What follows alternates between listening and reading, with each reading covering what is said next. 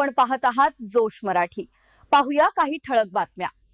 अंजनगाव सुर्जी तालुक्यातील मुरहादेवी परिसरात कार्यरत असलेल्या सेंट्रल बँक ऑफ इंडियाच्या मिनी बँक सीएससी केंद्राच्या संचालकावर लाखो रुपयांच्या आर्थिक फसवणुकीचे गंभीर आरोप करण्यात आले आहेत। या प्रकरणात 26 महिला बचत गटांसह काही सर्वसामान्य नागरिकांनी रहिमापूर पोलीस ठाण्यात तक्रार दाखल केली असून संपूर्ण परिसरात मोठी खळबळ उडाली आहे। मिळालेल्या माहितीनुसार संबंधित सेंट्रल बँक ऑफ इंडियाच्या मिनी सीएससी केंद्राच्या संचालकाने महिला बचत गटांकडून नियमितपणे कर्जाचे हप्ते स्वीकारले, मात्र ही रक्कम बँकेत जमा न करता स्वतःच्या वैयक्तिक वापरासाठी वळवल्याचा आरोप पीडित महिलांनी केला आहे।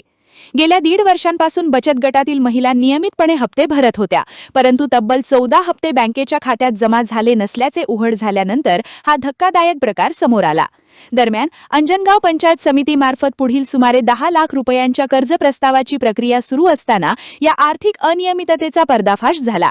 काही बचत गटांनी कर्ज परतफेडीसाठी सुमारे 2 लाख रुपये भरले होते, मात्र ही रक्कम देखील बँक खात्यात जमा झालेली नसल्याचा आरोप करण्यात येत आहे।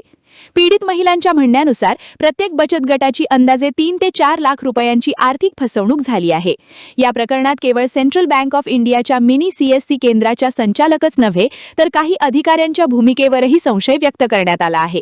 त्यामुळे संपूर्ण प्रकरणाची निष्पक्ष व सखोल चौकशी करण्याची मागणी आता जोर धरत आहे। घटनेनंतर विविध सामाजिक व राजकीय संघटनांनी पीडित महिलांच्या पाठीशी उभे राहत दोषींवर कठोर कारवाई करण्याची मागणी केली आहे। तसेच फसवणूक झालेली रक्कम संबंधितांना परत मिळावी अशीही मागणी करण्यात येत आहे। दरम्यान ग्रामीण भागातील महिला बचत गटांच्या आर्थिक व्यवहारांच्या सुरक्षिततेबाबत पुन्हा एकदा प्रश्नचिन्ह निर्माण झाले आहे। रहिमापूर पोलीस ठाण्याने या प्रकरणाची प्राथमिक नोंद घेतली असून पुढील तपास सुरू असल्याची माहिती मिळत आहे। आता या गंभीर आर्थिक गैरव्यवहार प्रकरणात पोलीस प्रशासन कोणती भूमिका घेते आणि दोषींवर नेमकी कोणती कारवाई केली जाते याकडे संपूर्ण तालुक्याचे लक्ष लागले आहे। आपण कशासाठी आले मुन्ना भाऊ इथे? जय महाराष्ट्र। मी मुन्ना इसोकार, शिवसेना शहर अध्यक्ष अंजनगाव। मला माहिती मिळाली की काही शेतकरी महिलांची सेंट्रल बँकेमधून मुरा या गावामध्ये फसवणूक झालेली आहे। बचत गट जे आहे 25 ते 30च्या दरम्यान एक मतीन पटेल नावाचा सौदागर म्हणून एक मुलगा या सर्व बँकेचा व्यवहार या महिलांच्या जवळून तो चालवत होता आणि त्याने जवळपास एका बचत गटातून 4 लाख 4 लाख 4.5 लाख अशा किस्ता त्यांच्या थकीत ठेवलेल्या आहेत। त्यांना खोट्या पावत्या देऊन त्यांची फसवणूक केलेली आहे।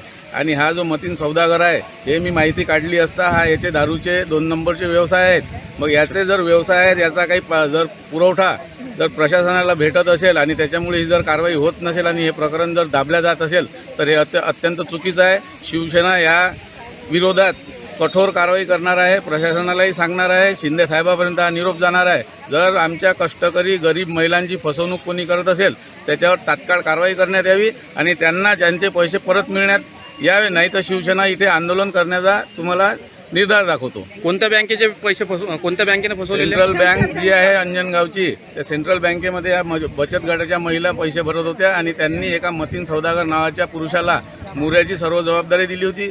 तो खोट्या पावत्या देत होता आणि बँकेमध्ये तो पैसे भरत नव्हता, यांना खोट्या पावत्या देत होता। आतापर्यंत महिलांना धमक्या वगैरे देण्याची या शिंदे साहेबाच्या शासनात लाडक्या बहिणीला धमकी देण्याची कोणाची ताकद नाही आहे आणि जर कोणी देत असेल तर त्याला शिवसेना बघून घेईल। ठीक आहे।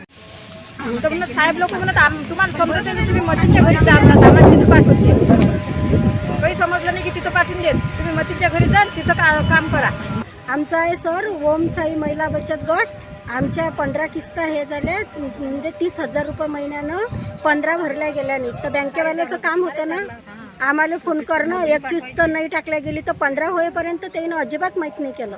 अच्छा, हे तुम्हाला कधी माहीत पडलं? हे आम्हाला आता आमचा डबल 10 लाखाचा प्रस्ताव झाला होता मंजूर पंचायत समितीनं, तर त्यानं असं म्हटलं की बा तुमचं लोन आमच्यापर्यंत पोचलं नाही, 6.5 लाखाचे तुमचे 2 लाख आले, 4,20,000 थकीत आहेत, तर त्याच्याच्यानं हे कारवाई करण्यात आली। पुढे इथं अंजनगाव पोलीस स्टेशनला आले, साहेबांनी काय सांगितलं तुम्हाला?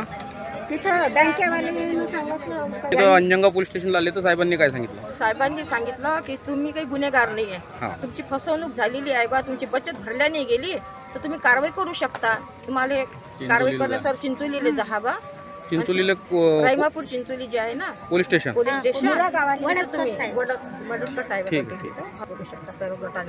सर्व गटांचीच आहे ना। आता तुम्ही इथून कुठं जाणार? चिंचोली रहिमापूर का सर्व? ठीक आहे।